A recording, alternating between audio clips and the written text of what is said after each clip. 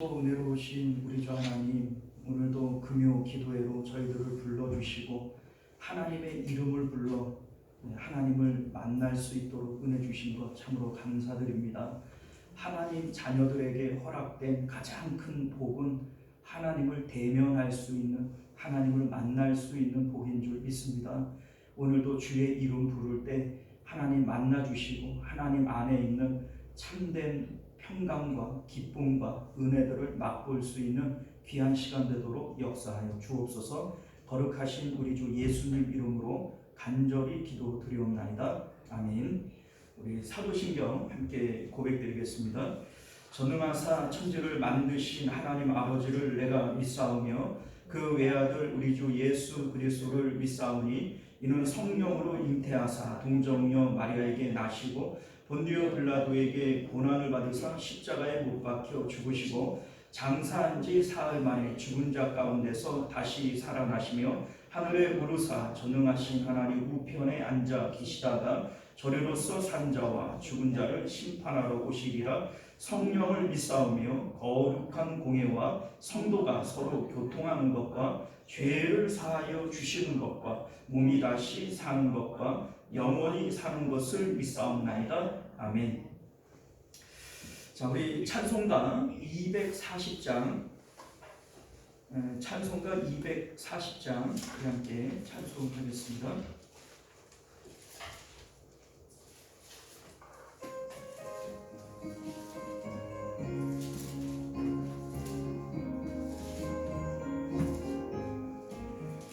주가 맡긴 모든 역사 힘을 다해 마치고 밝고 밝은 그 아침을 맞을 때 요단강을 건너가서 주의 손을 붙잡고 기쁨으로 주의 얼굴 배우리.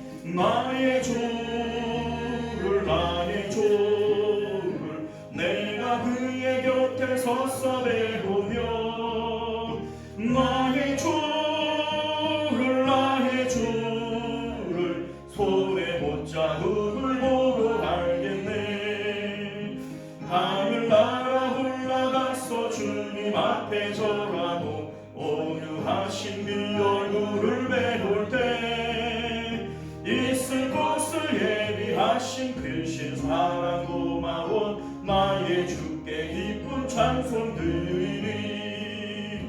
나의 주를 나의 주를 내가 그의 곁에 서서 배우며 나의 주를 나의 주를 손에 못자국을 보고 알겠네.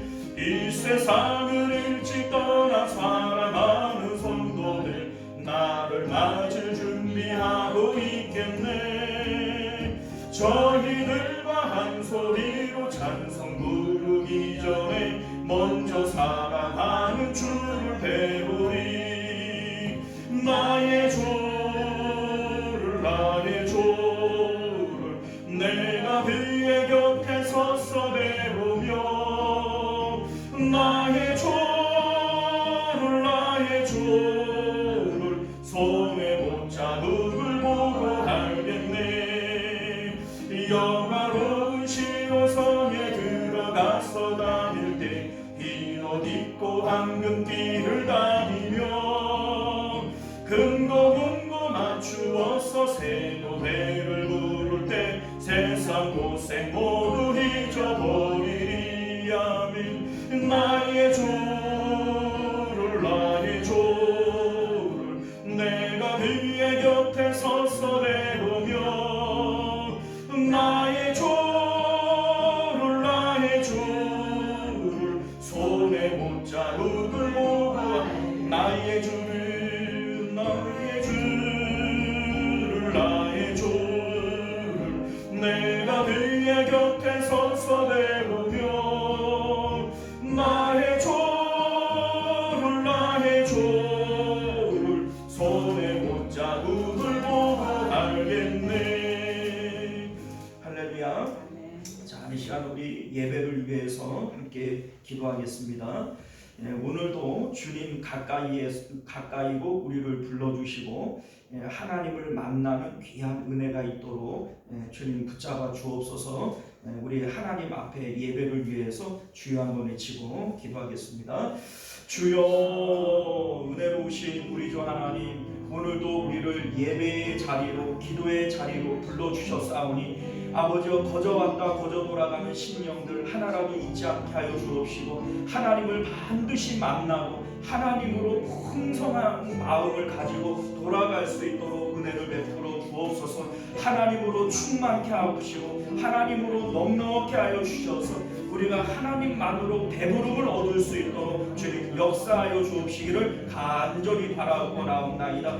하나님을 사랑하는 자들이 하나님의 사랑을 입는다 했고, 하나님을 간절히 찾는 자들이 하나님을 만나겠다 말씀하셨사오니 우리 마음 가운데 하나님을 향한 간절한 심령들을 허락하여 주셔서 하나님을 반드시 만나고 돌아갈 수 있는 귀한 시간 될 수 있도록 은혜 베풀어 주옵소서. 너는 내게 부르짖으라, 내가 알지 못하는 은밀한 것을 보이리라 말씀하셨습니다. 우리 하나님, 오늘도 하나님을 향하여 부르짖을 수 있는 믿음 허락하여 주옵시고, 하나님으로부터 아버지의 풍성한 은혜를 갖고 돌아가는 귀한 시간이 되어질 수 있도록 주의 성령께서 친히 우리 심령을 사로잡아 주시옵소서. 존귀하신 우리 주 하나님, 오늘도 우리를 은혜의 자리로 또 기도의 자리로 불러주신 것 참으로 감사드립니다. 그러나 우리 하나님, 주님 앞에 나왔다고 다 주님을 만나고 돌아가는 것은 아닙니다. 우리 하나님, 나를 사랑하는 자들이 나의 사랑을 입으며 나를 간절히 찾는 자가 나를 만날 것이라 주님 말씀하셨습니다. 오늘도 하나님을 사모하는 마음으로 간절히 찾는 저희들 되게 하시고, 하나님을 반드시 만나고 돌아가는 복된 시간이 되어지도록 은혜 베풀어 주옵소서. 우리 하나님께서는 너는 내게 부르짖으라, 내가 내게 응답하겠고 내가 알지 못하는 은밀한 일을 내게 보이리라 주님 말씀하십니다. 부르짖을 때 하나님께서 응답하시고 부르짖을 때 하나님께서 만나주시겠다 약속하여 주셨사오니, 하나님을 향하여 간절한 마음으로 부르짖을 수 있는 심령을 허락하여 주옵시고, 하나님을 만나는 기쁨 가운데 돌아갈 수 있도록 역사하여 주시옵소서. 모든 예배의 시종을 주님 앞에 맡겨드리오며 거룩하신 우리 주 예수님 이름으로 간절히 기도드리옵나이다. 아멘. 우리 찬송가 401장, 찬송가 401장 우리 다시 한번 찬양하겠습니다.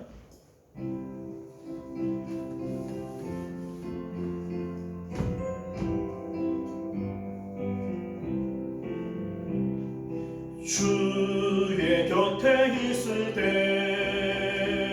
내 마음이 든든하오니, 주여 내가 살 동안 인도하여 주소서.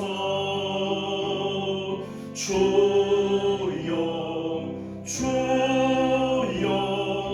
나를 인도하소서. 바른 세상 살 동안 주여 인도하소서. 피난처인 예수여, 세상 물결험할 때 근신을 베푸사 나를 숨겨주소서. 주여 나를 인도하소서. 바른 세상 살 동안 주여 인도하소서. 세상 품파지 말고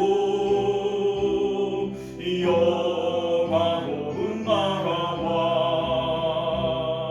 눈물 없는 곳으로 들어가게 하소서. 주여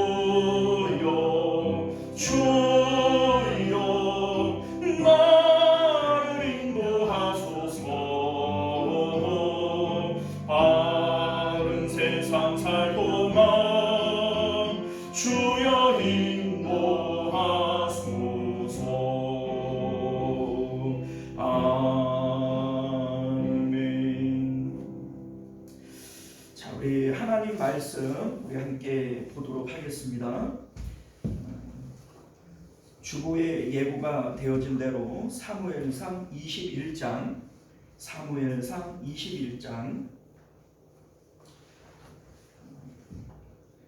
10절에서 15절까지 말씀 우리 교독하여 읽도록 합니다.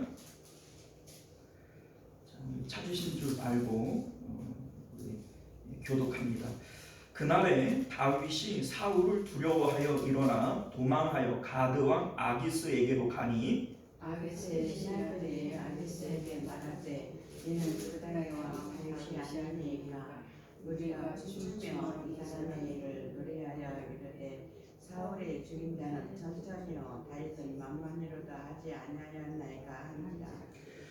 다윗이 이 말을 그의 마음에 두고 가드왕 아기스를 심히 두려워하여 그들 앞에서 그의 행동을 만하여 미친 체하고 대문짝에 부끄러우며 춤을 수염에 흘리네. 아기스가 그의 신하에게 이르되 너희도 보거니와 이 사람이 미치광이로다 어찌하여 그를 내게로 데려왔느냐.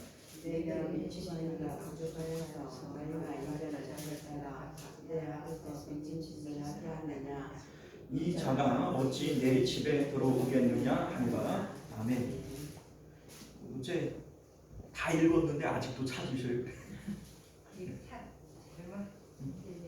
미리 좀 찾아 놓으시지. 자, 우리 기도하겠습니다. 은혜로우신 우리 주 하나님, 우리가 오늘도 하나님의 복된 말씀을 통하여 하나님의 뜻을 깨닫는 저희들 되게 하시고 이 말씀을 힘입어 세상 가운데 승리하는 저희들의 삶이 되어지도록 은혜 베풀어 주옵소서. 거룩하신 우리 주 예수님 이름으로 간절히 기도드리옵나이다. 아멘. 자, 오늘 우리는 함께 읽은 본문의 말씀을 중심으로 다윗 하나님의 훈련장에 서다 이런 제목으로 하나님 말씀 함께 나누도록 하겠습니다. 다윗이 하나님의 훈련장에 들어갔습니다. 자, 여러분, 우리 하나님께서는 우리 성도들이 단순히 구원받는 것에만 목적을 두지 않습니다.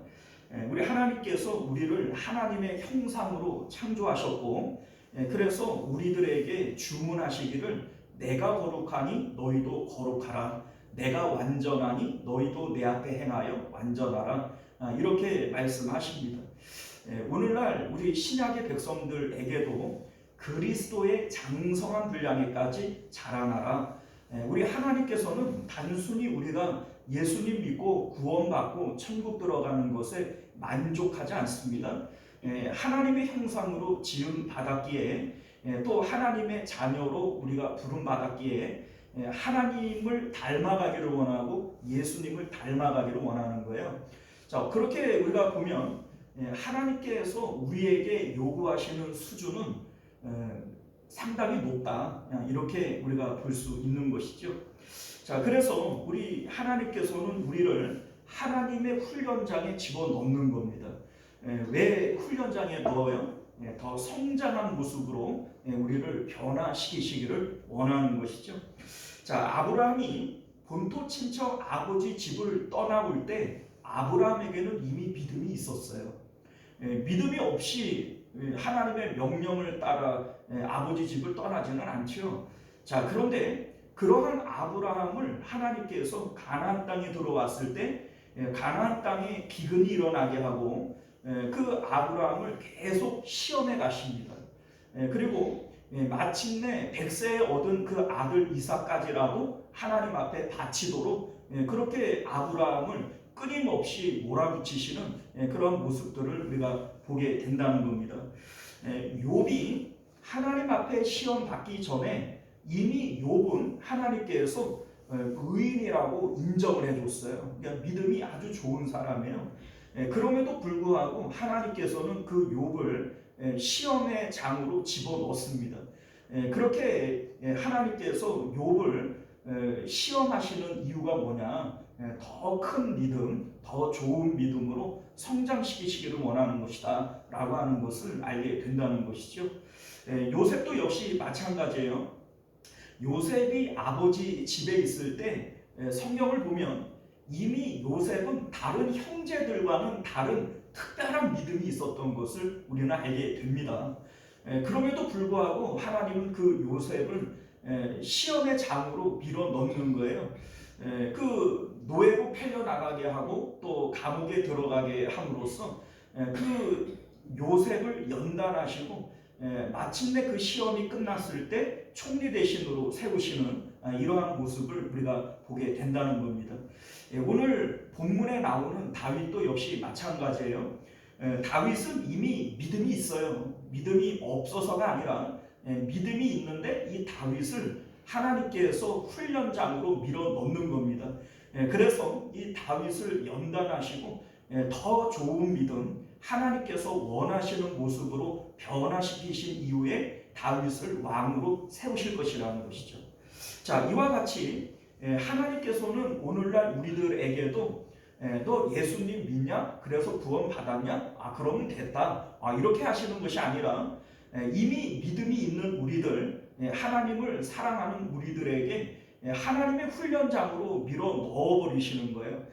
그래서 그곳에서 우리는 나 자신의 어떤 모습을 발견하게 되어지고, 우리 이제 그렇잖아요. 훈련을 받다가 보면 하나님께서 우리를 한계까지 밀어붙이시는 거예요. 그렇게 한계까지 밀어붙일 때 내 모습을 알게 되어져요. 그 전까지는 나를 알아요? 몰라요. 그 뭡니까? 훈련의 장에서 나를 한계까지 막 밀어붙일 때 거기서 내 본 모습이 드러나고 나의 한계가 드러나게 되어지는 겁니다. 하나님께서 우리를 그렇게 훈련장으로 밀어 넣으시는 이유가 하나님의 자녀이기 때문에 그래요. 하나님이 사랑하시기 때문이다 라고 하는 겁니다.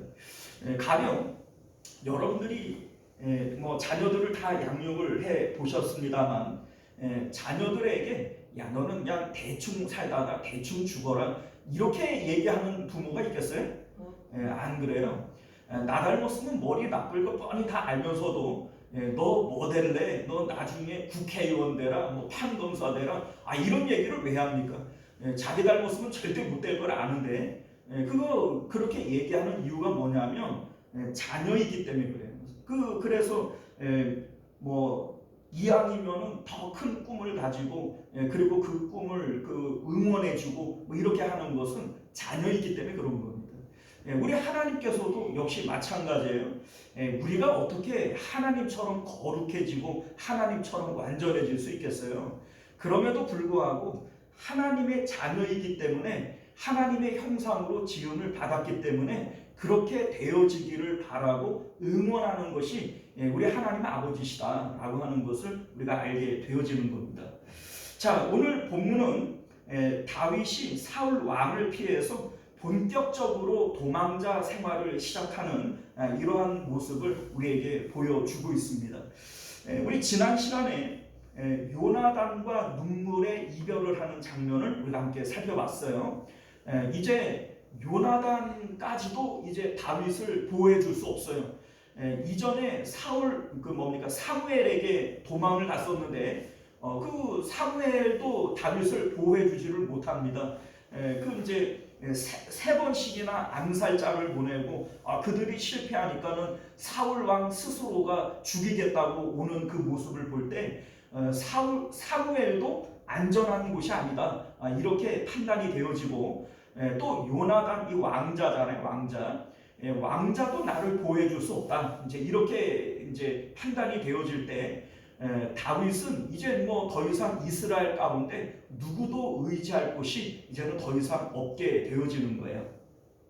자, 이 상황 가운데 오늘 1절 말씀을 보면 다윗은 높당이라고 하는 곳에 있는 성소로 도망을 가게 되어집니다. 자, 그 성막은 대제사장 아히멜렉이 있는 곳인데 이곳으로 이제 다윗이 피난을 가게 되어지는 거예요. 다윗의 입장에서 볼 때에는 그래도 도망갈 곳이 여기밖에는 없다. 사무엘에게로 도망가도 안 되고 또 요나단에게로 갔는데 요나단도 나를 보호해 줄 수 없다면 이스라엘 가운데 그래도 성막이 있는 대제사장이 있는 그곳이 안전하지 않겠느냐, 이렇게 생각을 해서 그곳으로 달아난 것 같습니다. 자, 그런데 이 뭡니까, 성막으로 갔을 때에도 다윗의 마음 가운데에는 두려움이 있어요. 이곳에서도 이제 뭡니까, 안전하지 못할 것이다, 이런 생각을 가지고 이제 말씀을 보게 되면 2절 이하를 보면 제사장에게 거짓말을 하는 다윗의 모습을 보게 되어집니다. 제사장이 물어봐요. 아니, 어떻게 다윗이 혼자 여기에 왔느냐, 이 시골 구석까지 어떻게 여기 혼자 왔느냐, 이렇게 질문을 합니다. 그런데 다윗이 뭐라고 얘기를 하냐면, 왕의 일이 급하여 내가 어떻게 이제 급한 마음에 여기까지 왔다, 이렇게 얘기를 하는 거예요. 지금까지 다윗은 어디 가든지 정직하지 않았던 때가 없어요. 왜냐하면 다윗이 당당하지 않을 때가 없었잖아요. 그런데 지금 그 제사장 앞에 와서도 솔직하게 얘기를 하지 못하는 거짓말을 하고 있잖아요. 거짓말은 뭐 어떻게 됐든, 뭐 선의의 거짓말이든 뭐 불의의 거짓말이든, 어쨌든 십계명이 거짓말하지 말라고 우리에게 말씀하고 있는 거 아니겠어요? 자, 그런데 다윗이 지금 제사장 앞에서 거짓말을 하고 있는 거예요. 자, 여러분들, 또 8절 이하를 보면 그 성전에 와가지고 창이나 칼이 없느냐, 무기를 달라고 요구하는 이 다윗의 모습을 보게 되어집니다. 자, 그곳에 다윗이 골리앗을 쳐 죽이고 골리앗의 그 칼이 보자기에 쌓여 그 성막에 있었다는 거예요. 그 이제 왜 칼이 거기에 있었는지는 뭐 알 수 없죠. 그러나 뭐 어쨌든 그게 있는데 이제 다윗이 그것을 달라고 요구하는 장면이 나오게 됩니다. 그리고 이제 10절 이하 우리가 오늘 읽은 본문을 보면 다윗이 이제 블레셋 땅으로 피난을 가게 되어지는데 가드 왕 아기스에게로 내려갔다, 이렇게 돼 있어요. 자, 그런데 여러분들, 이 가드가 어디인 줄 아세요? 가드가 블레셋의 그 골리앗의 그 고향이 바로 이 가드예요. 그러니까 이제 다윗이 골리앗을 물리쳤잖아요. 그러니까 이 골리앗의 고향이 가드이니까 이 가드 사람들에게 다윗은 어떤 존재예요? 원수죠, 원수. 자, 그런데 다윗이 이제 뭡니까, 한 2, 3년 이렇게 이제 전쟁 이후에 시간이 지난 상태이니까 그리로 내려가도 되겠다, 이런 생각을 가지고 그리로 내려가는 것이죠. 자, 그런데 이 모습들을 우리가 보면 우리가 알던 다윗의 모습과는 조금 다르게 느껴지지 않습니까? 자, 이게 지금 정상적인 모습 같아요? 뭔가 어색해요? 많이 어색해요. 왜냐하면 이 다윗이 어떤 사람이에요? 다윗은 언제나 당당했던 사람이에요. 사자나 곰 앞에 있을 때에도 다윗은 두려워하지 않았고, 골리앗 앞에 있을 때에도 하나님의 그 군대를 모욕하는 저 인간이 누구냐, 이런 얘기를 하면서 당당했던 다윗 아닙니까? 사울 왕 앞에 있을 때에도 뭐 이렇게 당당하게 내가 뭐 아버지 집에 있을 때 사자나 곰도 쳤은즉 저 할례 없는 뭐 사람이겠습니까? 이렇게 왕 앞에서도 떨림 없이 그렇게 당당할 수 있었던 사람이 다윗인데, 지금 뭡니까, 제사장 앞에서도 뭐가 그렇게 캥기는 게 많아가지고 거짓말을 합니까? 그리고 우리 이제 이런 생각을 가질 수 있어요.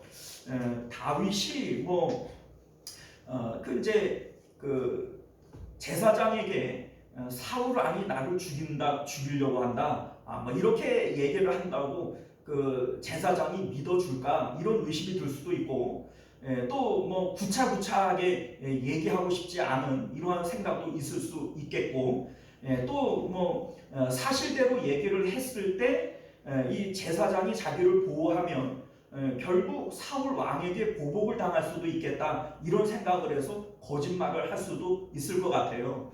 그러나 어쨌든 지금 다윗은 제사장 앞에서 거짓말을 하고 있는 겁니다. 믿음이 좋은 어떤 집사님이 있는데 목사님 앞에 와가지고도 지금 자기의 속사정을 드러내지 못하고 거짓말을 하고 있다면 그 집사님은 지금 믿음이 좋은 상태일까요? 나쁜 상태일까요? 우리 금방 알게 되어지죠. 지금 다윗의 마음은 지금 하나님으로부터 멀어져 있는 상태구나. 이걸 우리가 알게 되어지는 겁니다. 자, 두 번째, 다윗이 무기를 요구하잖아요. 창이나 칼이나 뭐 무기가 될 만한 게 없습니까? 그런데 여러분들 생각을 해봐요. 성막에 왔어요. 대제사장 앞에 왔습니다. 자, 그러면 그곳에서 하나님의 은혜를 구해야 될 것이지 거기서 무기를 찾으면 됩니까? 우물에서 숭늉을 찾지 성막에 와가지고 무기를 찾으면 돼요? 그런데 여러분들 이게 지금 다윗의 영적인 상태라는 거예요. 다윗이 골리앗 앞에 나아갈 때 어떻게 합니까? 너는 칼과 창으로 내게 나아오거니와 나는 만군의 여호와의 이름으로 내게 나아간다. 이렇게 얘기를 했던 사람이 바로 다윗입니다. 골리앗하고 싸울 때에도 변변한 무기가 없었어요. 그럼에도 불구하고 이 다윗이 사울 왕에게 무기가 될 만한 것을 찾지 않았습니다. 그런데 지금 이 다윗이 성전에 와가지고 무기를 찾아요. 아니, 성전에 와가지고 하나님의 은혜를 구해야 될 것이지 거기서 무슨 무기가 될 만한 것을 찾는다는 것이 이게 어색하지 않습니까? 자, 그리고 여러분들 지금 다윗이 블레셋 땅으로 도망을 간단 말이에요.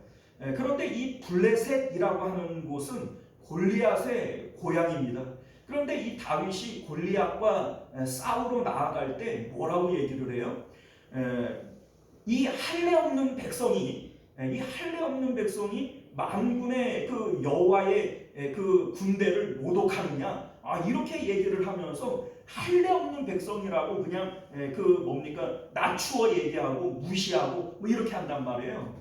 그런데 이 다윗이 지금 어디에 가가지고 생명을 구걸하려고 그래요?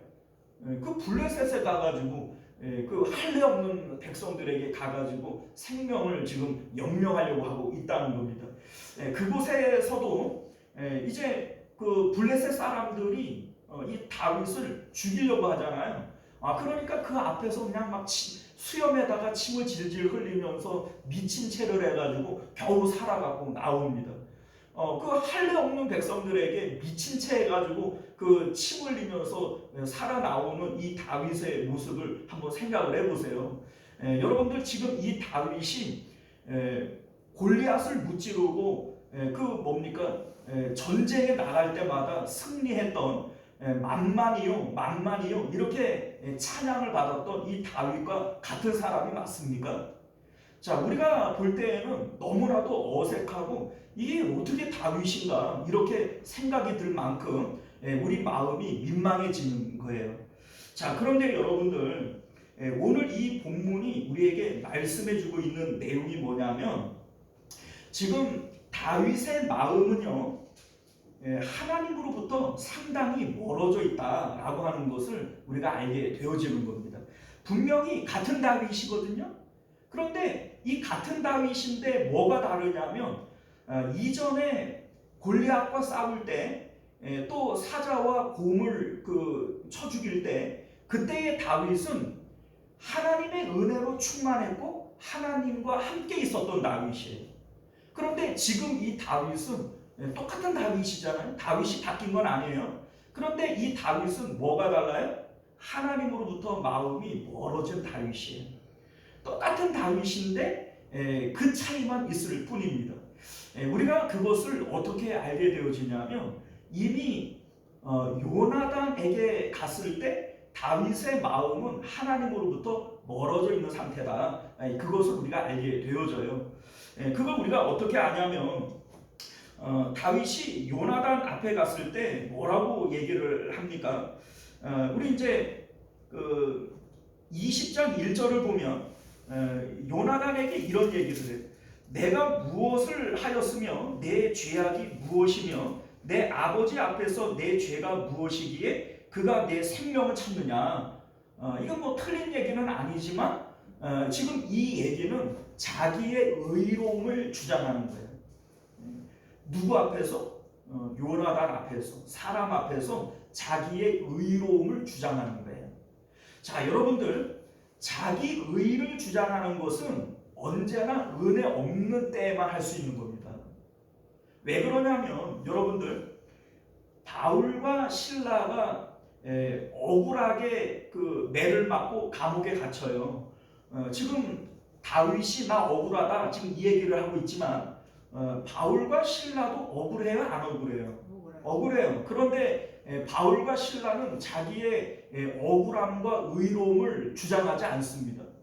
오히려 그 안에서 하나님으로 기뻐하고 만족하고 찬송하고 기도하는 이런 모습을 우리가 보게 되어진다는 거예요. 자, 요셉도 역시 마찬가지예요. 형들에게 배신을 당해서 노예로 팔려나갑니다. 그런데 이 요셉이 내가 무슨 잘못을 했냐 뭐 이런 얘기를 하면서 신세한탄하고 그냥 머리를 그 싸매고 들어 누워가지고 뭐 그렇게 하는 게 아니에요. 오히려 그 보디발 장군의 집에서 마치 처음부터 내가 노예로 태어난 사람처럼 그 일에 적응을 하고 최선을 다하는 이런 모습을 우리가 보게 된다는 겁니다. 자, 왜 그럴까요? 우리가 하나님 앞에 있을 때에는 나의 의를 주장하는 게 아니에요. 내가 뭘 잘못했냐, 나 억울하다 이런 얘기를 하는 게 아닙니다. 왜냐하면 그 모든 일들이 하나님께서 아시는 일이에요, 모르시는 일이에요? 아시는 일이에요. 내가 억울하게 매를 맞고 감옥에 갇히나, 내가 억울하게 배신을 당하고 노예로 떨어지나 하나님 모르게 일어나는 일이 아니라는 겁니다. 그렇기 때문에 그 안에서 하나님께서 일하실 것을 바라보며 하나님으로 기뻐하고 만족하는 것이 이게 바로 성령 충만한 사람들에게 나타나는 반응이라는 거예요. 만약에 이 다윗이 이 상황 가운데에도 성령 충만했다면 예전에 골리앗 앞에 있을 때처럼 그 당시에 그 믿음이 다윗에게 있었다면 이런 얘기를 할 겁니다. 내가 뭐 잘못한 것은 없지만 네 아버지 사울이 나를 죽이려고 한다면은 하나님의 뜻이 아니면 별땅도 나를 죽일 수 없을 것이다. 이런 얘기를 할 수 있었어야 된다는 거죠. 생각을 해보세요. 골리앗 앞에 있을 때의 다윗이 더 위험해요? 사울 왕이 쫓아다니는 다윗이 더 위험해요?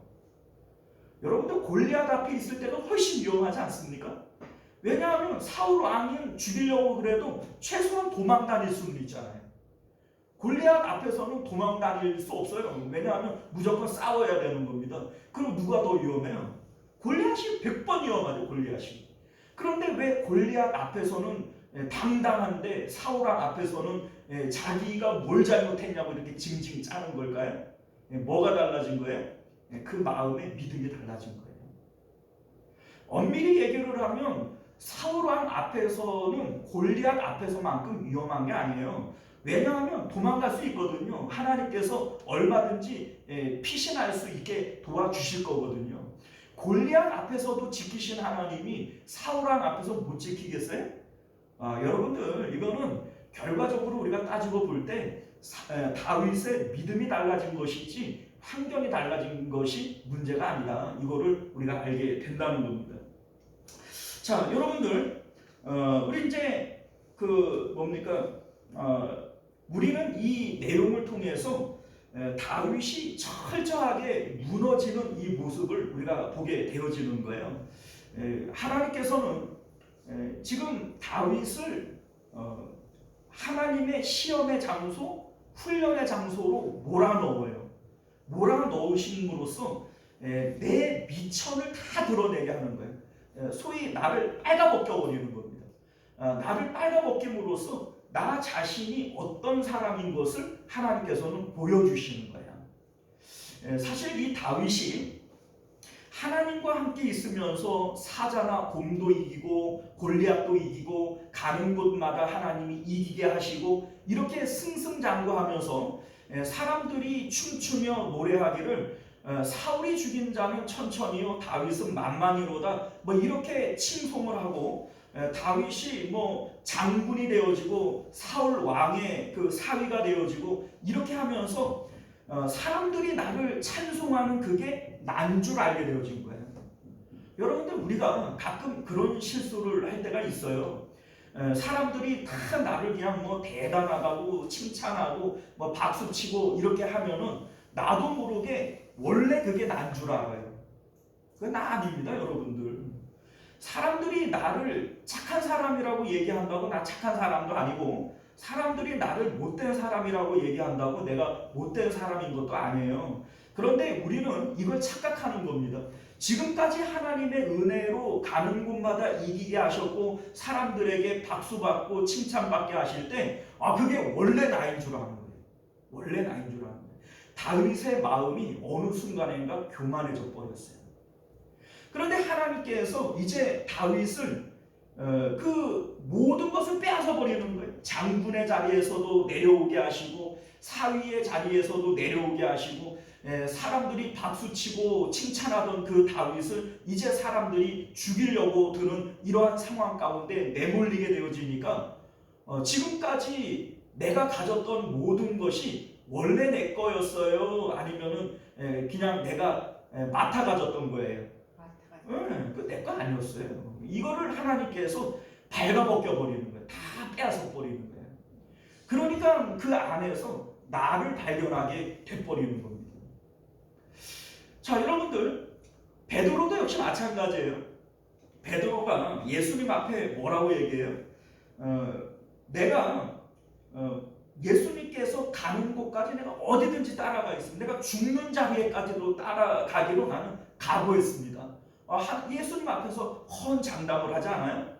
그런데 이 베드로가 3번씩이나 예수님을 배반합니다.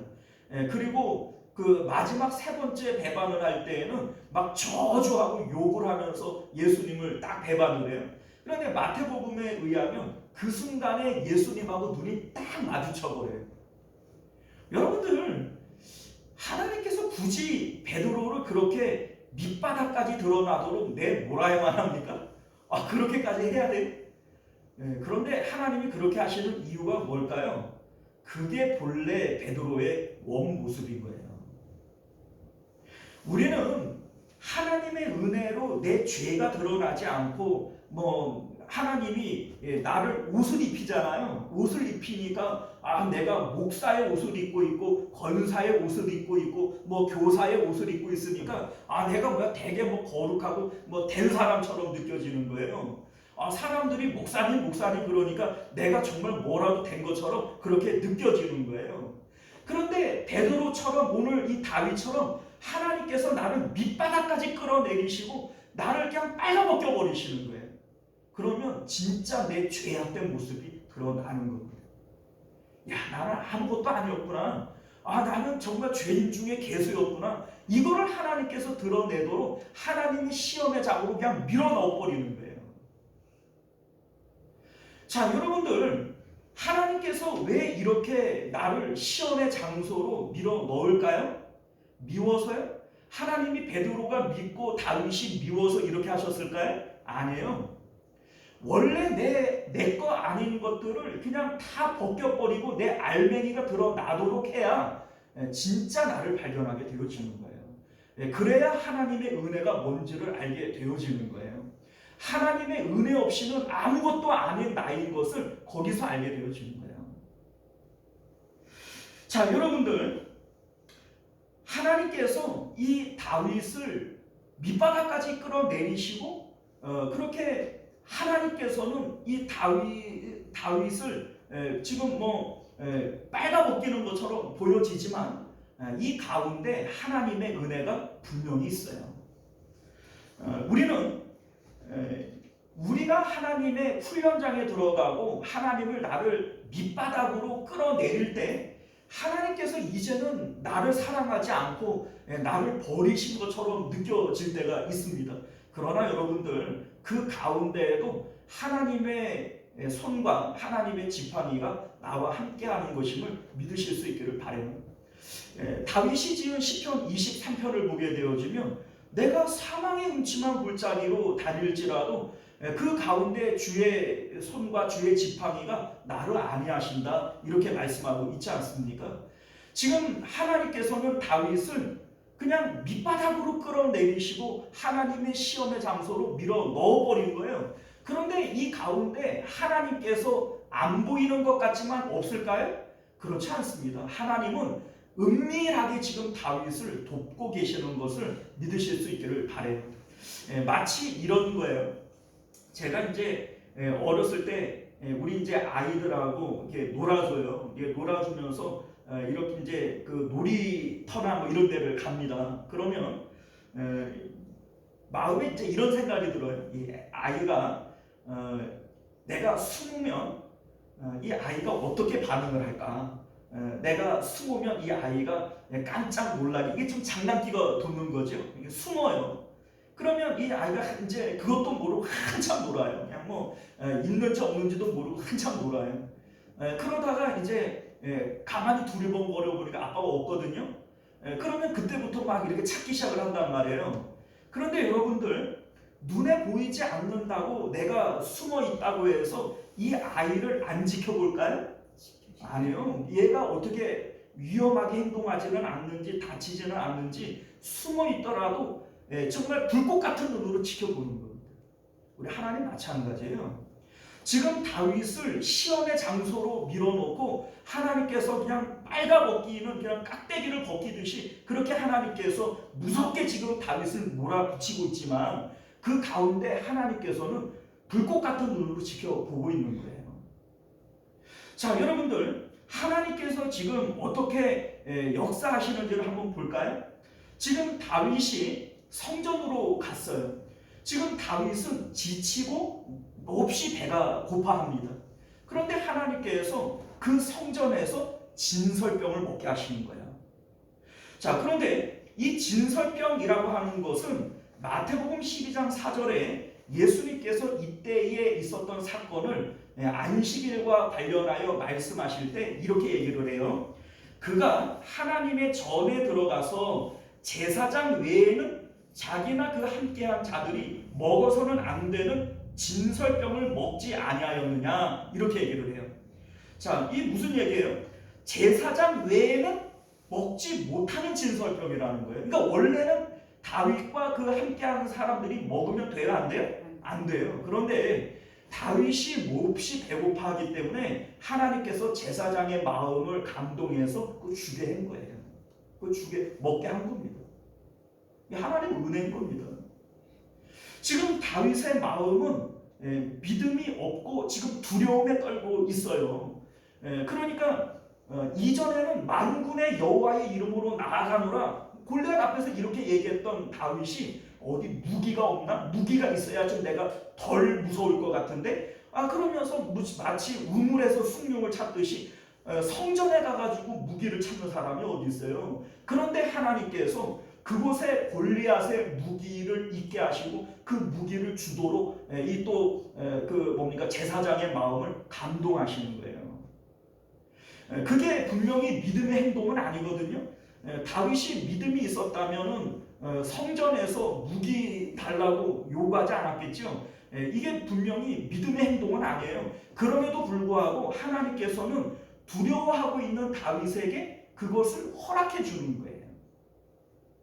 자, 여러분들 때로 하나님께서 우리가 믿음 없음으로 기도할 때가 있어요.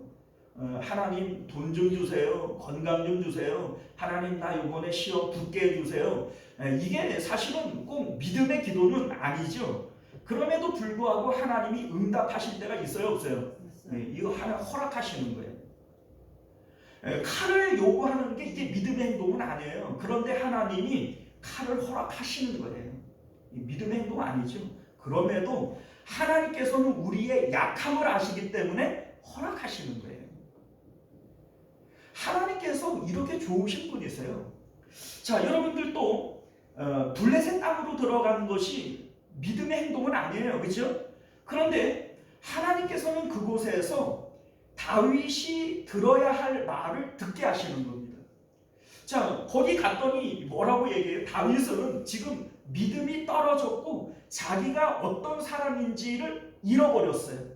하나님으로부터 기름 부음을 받았고 그 이스라엘의 사람임에도 불구하고 할례 없는 블레셋 땅으로 들어간다고 하는 것이 어떤 의미예요? 자기 정체성을 완전히 잃어버린 거예요.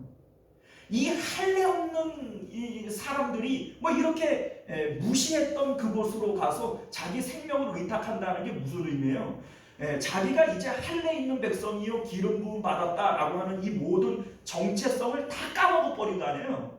그런데 정작 그곳에 갔더니 그 사람들은 나를 어떻게 봐요? 성경을 보세요. 뭐라고 얘기를 11절을 보면 이는 그 땅의 왕 다윗이 아니니까 무리가 춤추며 사울이 죽인 자는 천천히요 다윗은 만만히로다 하지 않았습니까? 야, 나는 이거 다 잃어버리고 있는데, 그죠? 아, 내가 기름 부음을 받았고 뭐 하나님이 나와 함께 하시고 이거 다 잊어버리고 있는데 정작 할례 없는 그 백성들은 나를 어떻게 봐요? 그 땅의 왕 아니냐, 기름 부음 받는 사람 아니냐. 그는 예전에 사울은 천천히요 다윗은 만만히로다 얘기했던 그 대단한 사람 아니냐. 이 이방 사람들이 나를 그렇게 보고 있는 거예요. 여러분들, 이게 하나님께서 다윗에게 듣게 하고 싶었던 말인 거예요. 자, 여러분들 사사기 7장을 보게 되어지면 이와 비슷한 내용이 나오는데 기드온이 나와요. 그런데 기드온이 이제 그 미디안과 전쟁을 벌이기 위해서 군대를 모집을 하는데 아마 몇만 명씩 모이는데 하나님께서 다 돌려보내라 그리고 몇 명 남겨요? 300명 남겨요. 그러니까 이 기드온의 마음에 기가 확 꺾여 버리는 거예요. 아니, 처음에 모였던 그 사람들 다 데리고도 전쟁해가지고 이길까 말뚝인데 이 300명 데리고 뭔 전쟁을 하냐, 이런 마음이 들어오니까 그냥 기가 팍 꺾여 버리는 거예요. 근데 하나님께서 뭐라고 얘기를 하냐면 너는 미디안 군영으로 한번 들어가 봐라. 그 진영으로 들어가라는 거예요. 지금 다윗을 블레셋 진영으로 들어가라고 얘기를 하는 것처럼 지금 기드온을 미디안 진영으로 들어가라고 그러는 거예요. 그래서 그 미디안 그 진영에 들어갔더니 7장 13절을 보면 뭐라고 얘기를 하는가 볼까요? 기드온이 그곳에 이른즉 어떤 사람이 그의 친구에게 꿈을 말하여 이르기를 보라, 내가 한 꿈을 꾸었는데 꿈에 보리떡 한 덩이가 미디안 진영으로 굴러들어와 한 장막에 이르러 그것을 쳐서 무너뜨려 위에서 엎드려 그 장막이 쓰러졌더라. 이런 얘기를 그 자기 친구가 서로 하고 있는 소리를 듣게 하는 거예요. 자, 여러분들 이거 보세요. 기드온이 생각할 때 300명으로 바닷가에 모래알처럼 많은 저 미디안 사람들은 무슨 수로 이기냐, 나는 두려워하고 있어요. 그런데 정작 미디안 진영에 들어가 봤더니 바닷가에 모래알처럼 많은 그 군대도 300명밖에 안 되는 이 기드온의 군대를 두려워해요, 안 두려워해요? 역시 그들도 나를 두려워하고 있더라는 거예요. 하나님께서 그 소리를 듣게 하려고 미디안 진영으로 들어가라 말씀하시는 거예요. 지금 이 다윗은 믿음이 떨어졌고 그래서 블레셋 땅으로 들어가니 불신앙처럼 보여진단 말이죠. 이게 뭐 완전히 이 다윗은 그냥 밑바닥까지 떨어진 거예요. 그런데 그곳에 가가지고 하나님께서 무슨 소리를 듣게 해요? 이는 그 땅의 왕이 아니냐. 야, 내가 잃어버리고 있었던 그 정체성을 이방 사람들 할례 없는 그들의 입을 통해서 듣게 하시는 거예요. 야, 하나님이 이런 분이세요. 사랑하는 성도 여러분, 이제 말씀을 맺도록 하겠습니다. 우리는 때로 하나님께서 하나님의 시험장에 우리를 밀어넣어 밑바닥까지 떨어뜨리고 나를 빨아먹힐 때가 있어요. 그런데 여러분들, 그 상태가 하나님께서 우리에게 원하시는 내용이 아닙니다. 하나님께서는 그러한 우리들 가운데에도 함께 하시고 하나님의 형상을 회복하며 다윗이 마침내 훈련이 끝난 이후에 하나님께서 왕으로 든든하게 세우셨던 것처럼 우리들도 하나님이 훈련하시고 난 다음에는 하나님의 일꾼으로 든든히 세우시기를 원하시는 것을 믿으실 수 있기를 바라요. 때때로 우리가 하나님의 훈련장에 떨어져서 용기도 잃어버리고 나 자신이 아무것도 아닌 것처럼 그렇게 느껴질 때 그것이 우리가 하나님의 훈련장에 들어간 것임을 깨달으시고 또 그 가운데에도 주의 손과 주의 지팡이가 나와 함께하고 있음을 믿으시며 하나님 앞에 다시 한번 굳게 세워지실 수 있는 저와 여러분들 되시기를 주님 이름으로 축원드리겠습니다. 기도하겠습니다. 은혜로우시고 자비로우신 우리 주 하나님 감사합니다. 오늘도 우리에게 주시는 하나님의 귀한 말씀을 통해서 하나님께서 우리를 향하여 가지시는 그 기대와 소망이 무엇인지를 깨닫게 하여 주옵소서. 우리는 예수님 믿고 구원받았으니 됐다 스스로가 자의하고 또 만족할 때가 있습니다만 하나님께서는 하나님의 형상으로 지음받은 하나님의 자녀들이기에 하나님처럼 거룩해지고 하나님처럼 완전해지고 그리스도의 장성한 분량에까지 자라나기를 우리에게 바라시는 줄 깨닫게 하여 주옵소서. 그래서 다윗을 훈련의 장으로 아브라함이나 요셉을 훈련의 장으로 집어넣으신 것 같이 오늘날 우리들도 훈련하기를 원하시는 것을 깨닫게 하여 주옵소서. 우리가 하나님의 훈련의 장에서 정말 밑바닥까지 떨어지고 또 정말 옷 입은 모든 것을 발가벗겨지는 그러한 때가 온다 할지라도 그 가운데 하나님의 손이 하나님의 지팡이가 나와 함께하고 있음을 깨닫게 하여 주옵시고 우리 하나님께서 나를 훈련하신 이후에는 든든히 나를 세우실 것을 믿고 기다릴 수 있는 저희들 되게 하여 주옵소서. 욥도 주께서 나를 연단하신 이후에는 정금과 같이 나오게 하시리라 이런 고백을 하는 것처럼 하나님의 훈련의 장에서는 반드시 실패로 끝나는 것은 없습니다. 하나님은 반드시 나를 훌륭한 사람으로 만들어서 하나님의 일에 사용하게 되어지실 것을 굳게 믿는 저희들 되게 하여 주옵소서. 거룩하신 우리 주 예수님 이름으로 간절히 기도드리옵나이다. 아멘.